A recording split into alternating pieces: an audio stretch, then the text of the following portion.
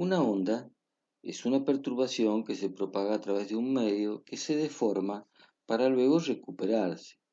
Esta propiedad del medio hace a su denominación como elástico. Lo que viaja es el patrón general de la perturbación, sin transportar materia, solo energía, desde el punto en que se origina. Un pulso es una perturbación de corta duración generada en el estado natural de un punto de un medio material que pasa a transmitirse por dicho medio.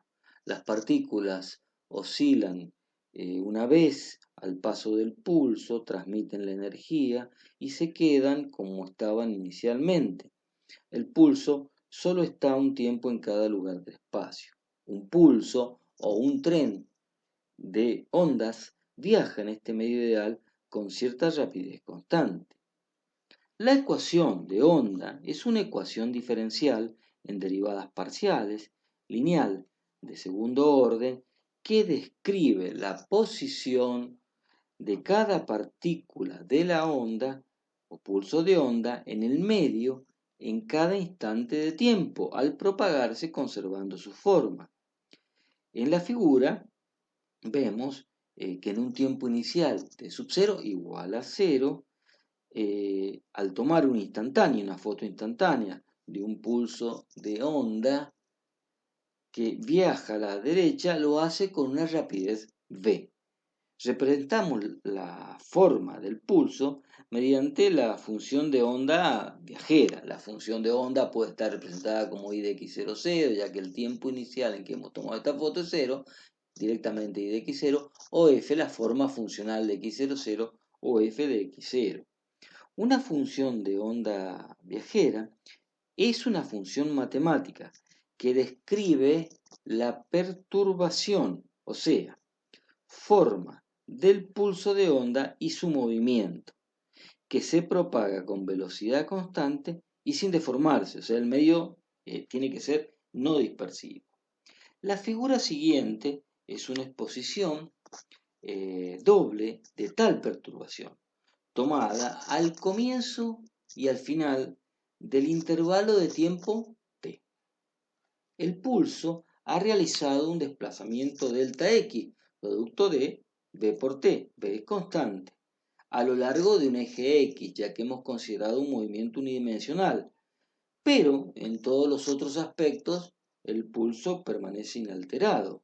Tenemos un sistema de referencia fijo con origen en O y un sistema de referencia móvil con origen en O', que viaja junto con el pulso a velocidad v.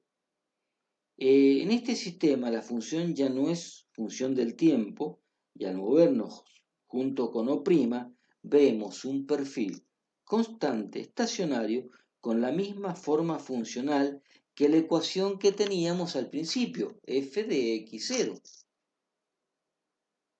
La forma del pulso mediante la función de onda respecto ahora al sistema móvil la hemos de llamar f de x'. La perturbación se ve igual para cualquier valor de t en O', como lo era antes en O, para cuando t era igual a 0, o sea, cuando O y O' tenían un origen común. De la figura se deduce que x', posición de un lugar característico de la perturbación con respecto al sistema móvil que viaja con velocidad v constante, es igual a x, posición de dicha posición con respecto de dicho lugar en la onda con respecto al sistema fijo menos el desplazamiento, que es el producto de v por t. La onda se propaga sin deformarse, por lo tanto, un i de xt es igual a un i de x'. Y la relación entre el sistema fijo y el móvil es que i de xt es igual a i de x', o sea, si lo ponemos en función del sistema fijo, i de x menos bt. De tal forma que la función puede escribirse en términos de las variables asociadas con el sistema fijo o como de esta forma. Función de xt con respecto al sistema fijo es función de x menos bt con respecto al sistema fijo una vez que se ha desplazado. Entonces, esto representa la forma más general de la función de onda unidimensional. A continuación, expresaremos el movimiento a través de una fase particular del pulso, representada por el desplazamiento transversal de un punto P, función de X y de T ese punto P. O sea, que tenemos I de P es función de XT. El punto representa un lugar particular de la fase del pulso, no un punto particular del medio. Observemos que I de P es igual a I de P' para cualquier punto. ¿Y qué nos asegura eso? Que se conserva la forma de la onda al desplazarse. Esto ocurre a medida que la coordenada X del punto aumenta con el tiempo. De modo que X' de P menos BT mantiene su valor constante. O sea, haciendo X de P' para un valor X generalizado cualquiera, nos va a quedar que X menos BT se mantiene constante. Si derivamos con respecto al tiempo, la derivada de X con respecto al tiempo, menos la derivada de T con respecto al T, que vale 1, multiplicado por B, que es constante, y la derivada de la constante es igual a 0. Al despejar, B es la derivada de X con respecto a T. La velocidad de esta B, derivada de X con respecto a T, describe el movimiento de la fase de la onda llamada comúnmente rapidez de fase. Suponemos que B es una constante positiva, independiente de cualquier propiedad de la onda. En un medio dispersivo, las ondas de diferentes frecuencias se propagan con distinta velocidad, dependiendo de las propiedades mecánicas del medio.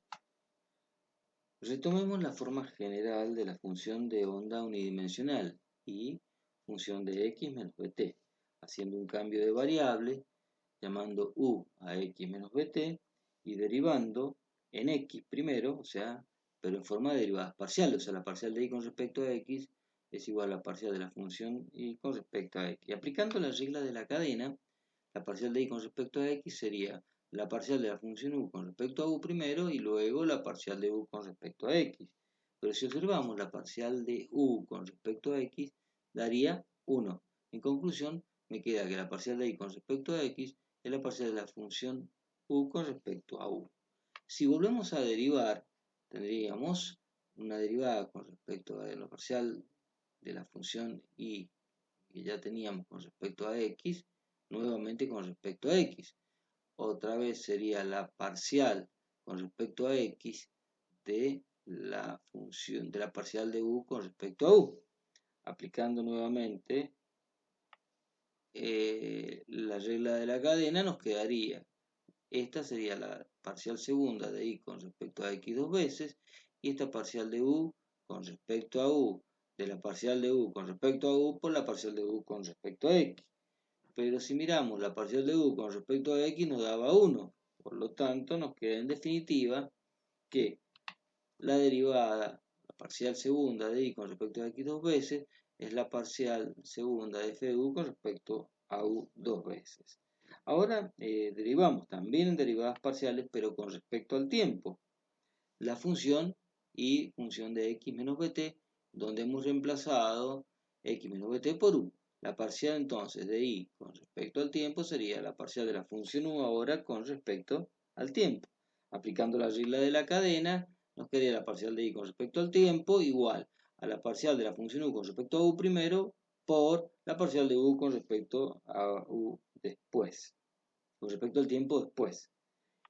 La parcial de u con respecto al tiempo, si lo hacemos, si derivamos u con respecto al tiempo, nos quedaría igual a menos b.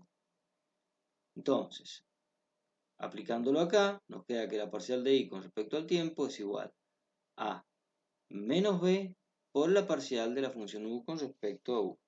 Derivando nuevamente, o sea, la derivada segunda, tendríamos esta expresión, y recordando que aplicando la regla de la cadena nos queda esta derivada, pero recordando que la parcial de u con respecto al tiempo sabemos que es menos b. Con esta menos b se hará menos b al cuadrado y nos queda que la parcial o la segunda de i con respecto al tiempo dos veces es igual a b cuadrado por la parcial segunda de la función u con respecto a u dos veces.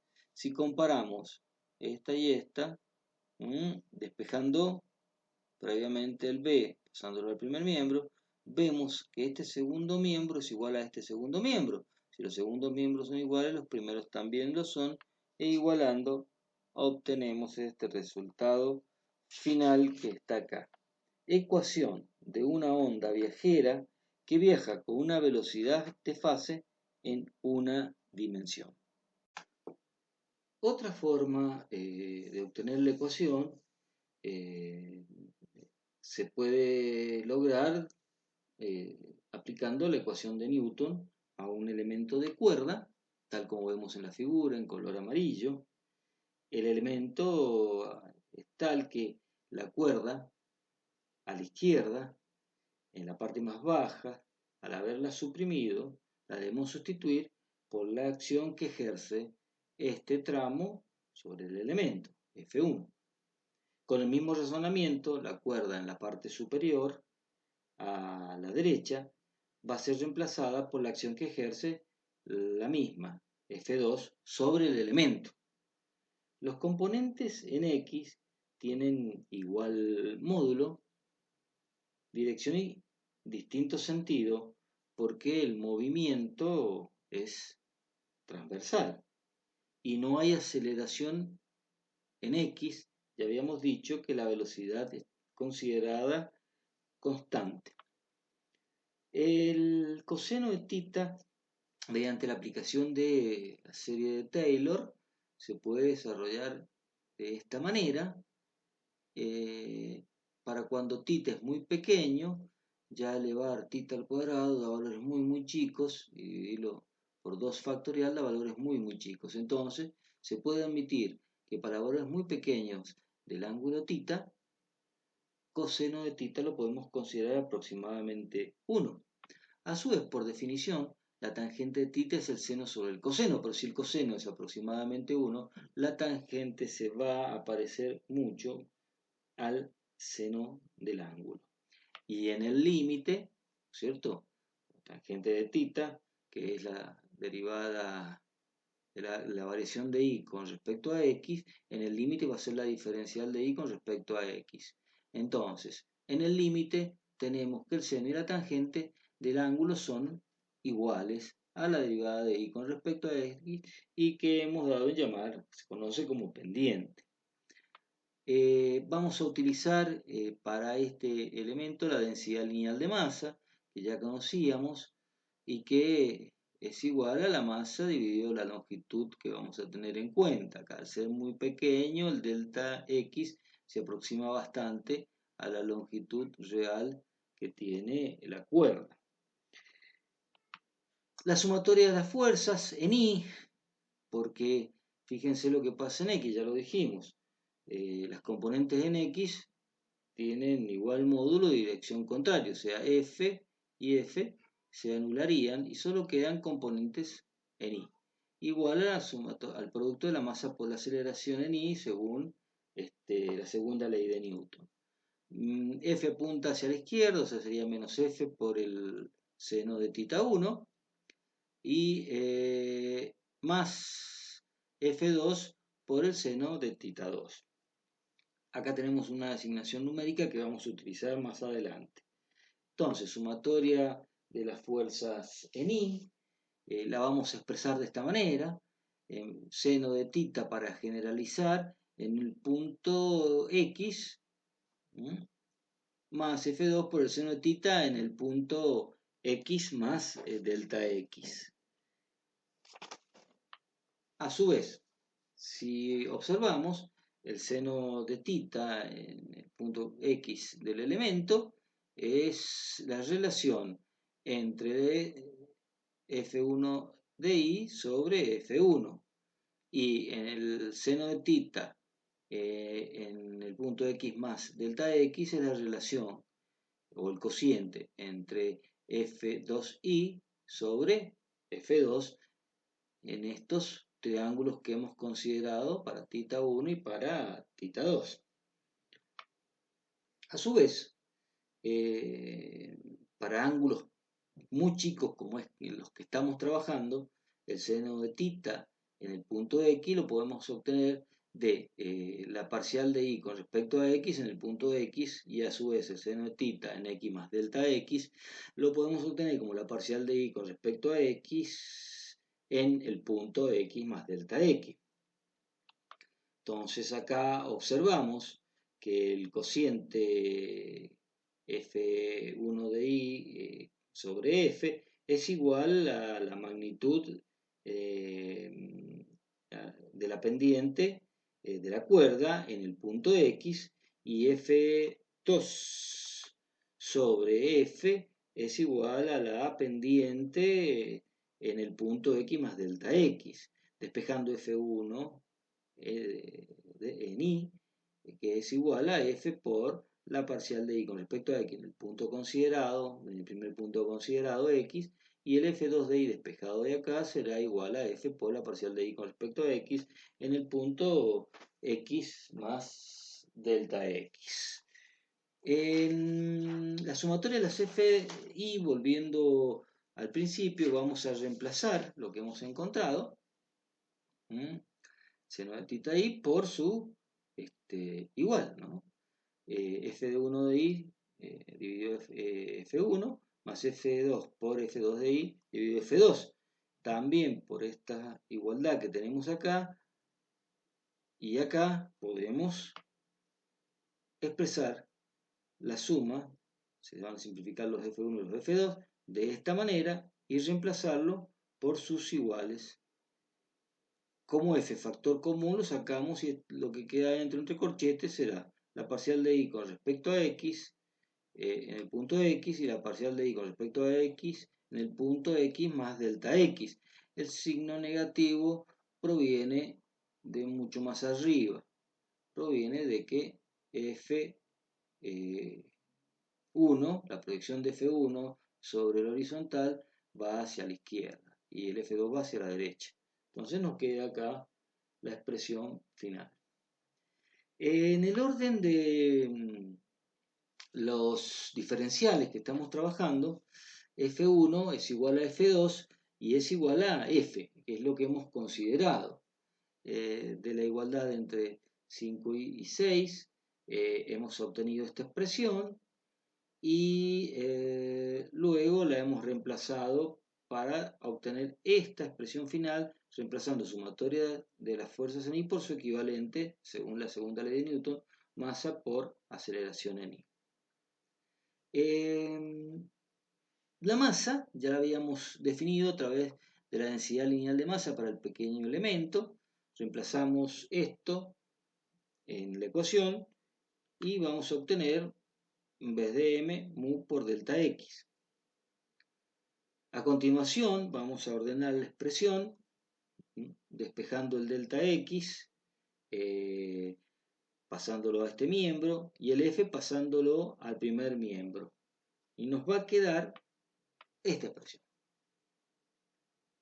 ¿Bien? En el límite, por supuesto, si tomamos límite para cuando el delta x, o sea, se hace muy muy pequeñito, nos queda que esto que está acá es la parcial con respecto a x de la parcial de y con respecto a x, o sea, la derivada segunda de y con respecto a x dos veces.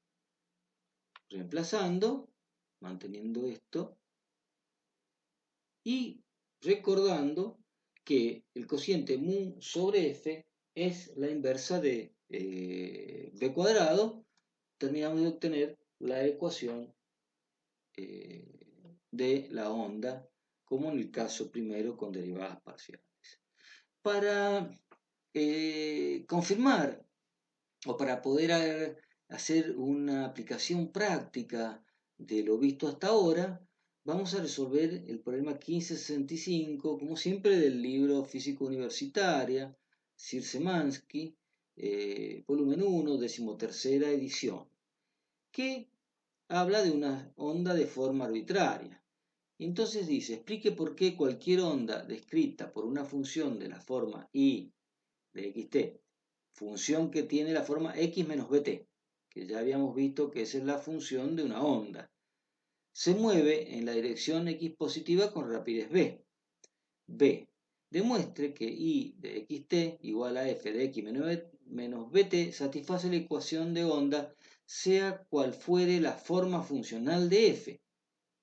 Para hacerlo, escriba I de xt como una función de u, que es lo que hemos venido haciendo hasta ahora, donde u es igual a x menos bt.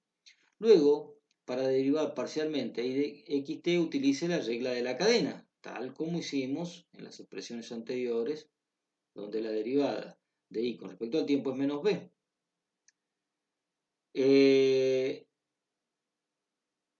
Menos b por la derivada de la función de u por derivada de u.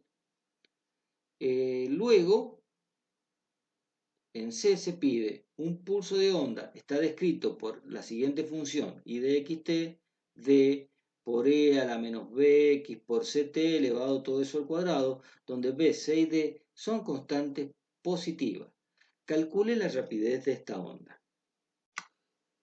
Comenzando con el punto A, donde se pide que se explique por qué cualquier onda descrita por una función de la forma I igual a la función de x menos bt se mueve en la dirección positiva con rapidez b. Es toda la explicación que dimos al comienzo. Acá tenemos la captura de pantalla, es la explicación por la cual llegamos a determinar que la derivada de x con respecto al tiempo es b y es constante y se mueve a derecha. Invito a que lo repasen, no estaría de más. En la parte B se pide que se demuestre que I de xt lo podemos poner como una función de x menos bt y que satisface la ecuación de onda sea cual fuere la forma funcional de f. Para hacerlo, nos piden que escribamos I de xt haciendo el cambio de variables como una función de u, donde u es x menos bt, ya lo habíamos visto. Luego utilizamos las derivadas parciales y nos entregan las primeras derivadas.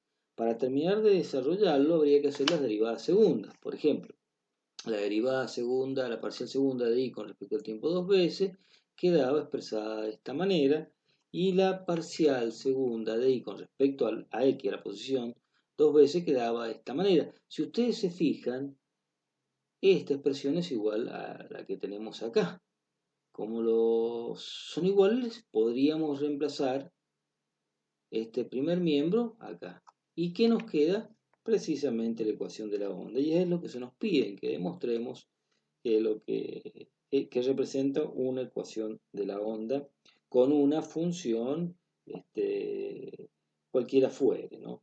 En el punto C, precisamente nos dan un pulso de una onda descrito de esta manera.